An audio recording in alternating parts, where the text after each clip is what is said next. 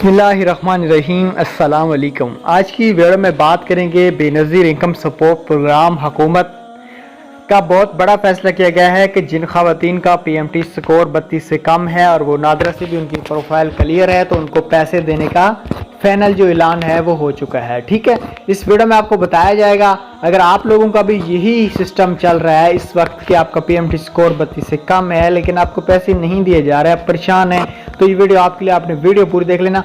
Video को शुरू करते हैं भाई। तो जिन खवातीन ने अपना डायनामिक सर्वे सन 2023 मई सन 2025 तक करवाया है, जिन खवातीन का PMT स्कोर मतलब 25 से कम है वो नादरा से क्लियर हो चुकी हैं, ऐसी 4 लाख के करीब तमाम खवातीन का डेटा मुतल्लिक 6 बैंकों के साथ शेयर किया जा रहा है और उनके भी ISP अकाउंट खोलना शुरू हो चुके हैं। इंशाल्लाह बहुत जल्द उनको 81 का तरफ से मैसेज भी मिलेगा और जून जुलाई तक उनके अकाउंट में 13,500 की रकम ट्रांसफ़र भी कर दी जाएगी। ये अपडेट्स हैं हमारे पास जिनका PMT स्कोर 32 से कम है और अगर अभी तक उनको इमदाद नहीं मिली तो उनको ये इमदाद ज़रूर मिल जाएगी। Thanks for watching.